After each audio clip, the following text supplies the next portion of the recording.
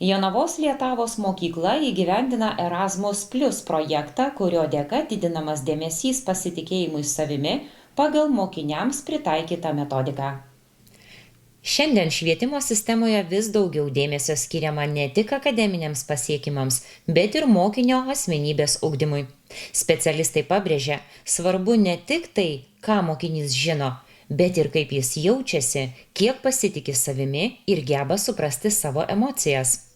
Jonavos Lietavos pagrindinėje mokykloje kartu su partneriais iš Lietuvos ir Čekijos įgyvendinamas tarptautinis Erasmus Plus projektas, kurio tikslas – stiprinti mokinių savivertę per savęs pažinimą.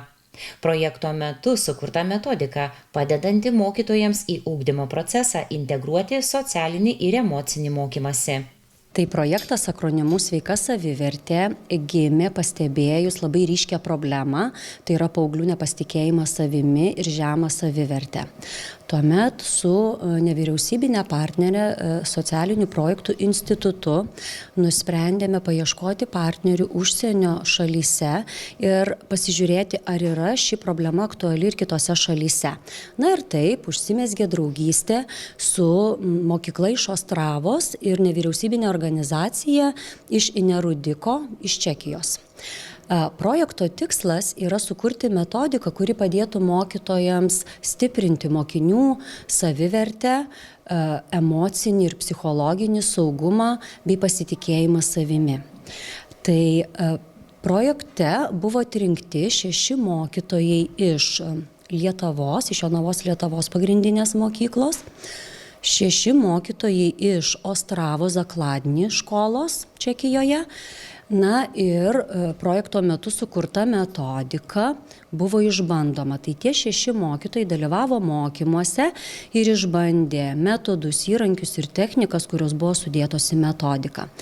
Po mokymų mokytojai taikė pasirinktus metodus tikslinėse grupėse, 6-8 klasėse ir taikė apie 3 mėnesius. Žinoma, laikotarpis nėra ilgas, tačiau mums užteko įsitikinti, kad ši metodika yra labai veiksminga ir naudinga.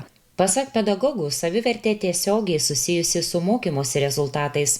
Kuo labiau mokinys pasitiki savimi, tuo drąsiau įsitraukia į ugdymo procesą. Taikant šiuos metodus, mokiniai labiau atsiskleidžia, tampa drąsesni, nebijo klaidų. Tai padeda ir pamokose, ir apskritai gyvenime. Pirmiausiai metodika buvo sukurta, kad padėti vaikams stiprinti savivertę.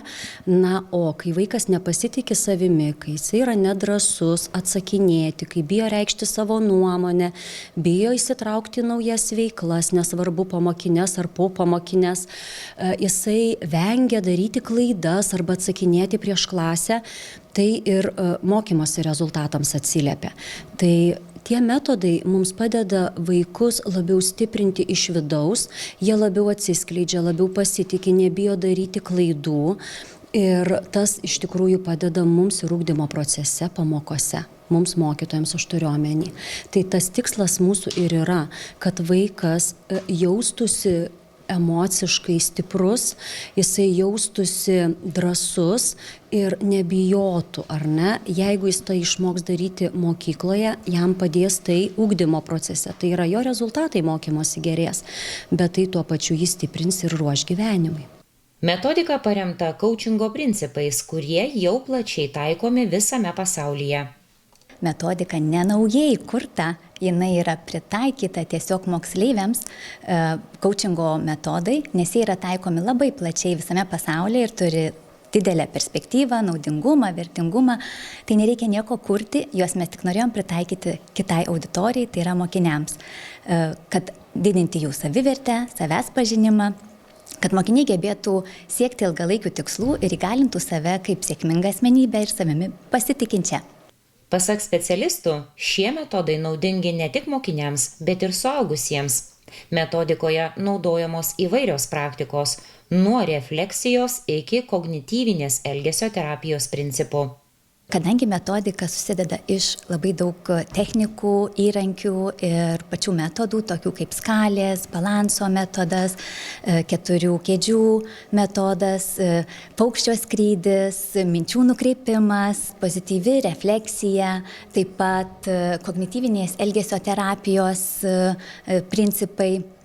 Tai turime mūsų metodikoje parengę ir adaptavę kiekvienam ugdymo dalykui daug labai skirtingų metodų, praktikų ir lengvai pritaikomų įrankių mokytojams, kurie gali naudoti kiekvienoj savo pamokoj. Svarbiausi dalykai – palaikymas, motyvavimas ir gebėjimas pastebėti stiprybės.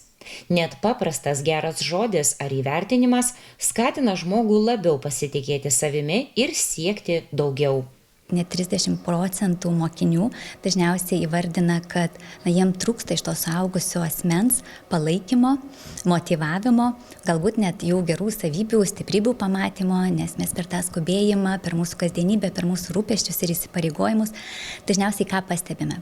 Pastebime, ko dar vaikas nepadarė, ką jis padarė netinkamai, o visi šitie dalykai iš tikrųjų mažina motyvaciją, mažina norą veikti, įsuka mus į baimės klysti, nes vis dar esam nepakankami ir netinkami.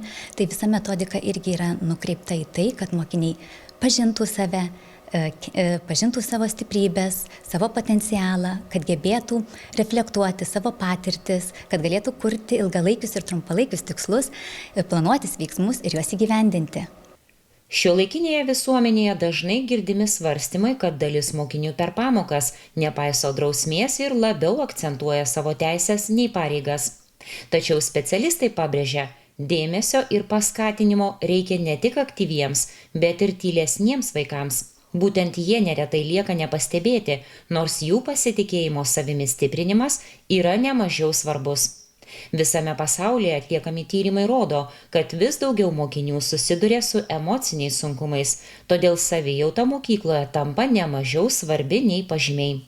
Kodėl svarbu iš tikrųjų įnešti į ugdymo švietimą, į mūsų visą švietimo bendruomenę, kiek įmanoma daugiau lengvai pritaikomų praktikų, metodų ir įrankių, nes ir šiuolaikiniai moksliniai tyrimai teigia, kad net 1 iš 7 mokinių patiria depresiją ir nerimo sunkumus. Ir tai yra tie faktai, kurie jau užfiksuoti ir diagnozuoti su sunkumai. Bet jeigu mes paklausime mokinių, tikriausiai tas skaičius būtų daug didesnis ir tą nerimą patiria galimai net ir kiekvienas mokinys. Tai labai svarbu atsižvelgti į emocinę būseną, į mokinio gerovę, kaip jis jaučiasi mokykloje, nes tik nuo to priklauso ir jo akademiniai rezultatai. Nes dažnai mokinys neprisimins netgi, ką mokytojas pasakė, bet jis prisimins, kaip jis jautėsi prie to žmogaus. Tad mums labai svarbu, kad mokykla būtų ta erdvė ir ta terpė, kur mokinys jaustųsi saugus, įgalintas ir galintis klysti, galintis ieškoti sprendimų. Ir tam yra parengta visa metodika, įrankiai, technikos, kaip visą tai galima integruoti į mūsų švietimo sistemą. Projektą vainikavo tarptautinė konferencija, į kurią susirinko pedagogai iš įvairių Lietuvos miestų. Šios konferencijos metu bus pristatyta metodika sukurta, taip pat pristatysime pilotavimo taikymo rezultatus tiek Lietuvos, tiek Čekijos mokyklų. Taip pat dalyviai turės galimybę dalyvauti praktinėse dirbtuvėse ir išbandyti keletą metodų bei atsirinkti galbūt tuos, kurie tiks jų pedagoginėme darbe. Ši konferencija sulaukė didelio susidomėjimo. Atvyko mokytojai iš Vilniaus, Panevėžio, Šiaulių, Kėdainių, Kaišiadorių ir kitų miestų. Mes labai džiaugiamės, žinokite, gavę tikrai didelį registracijos kiekį.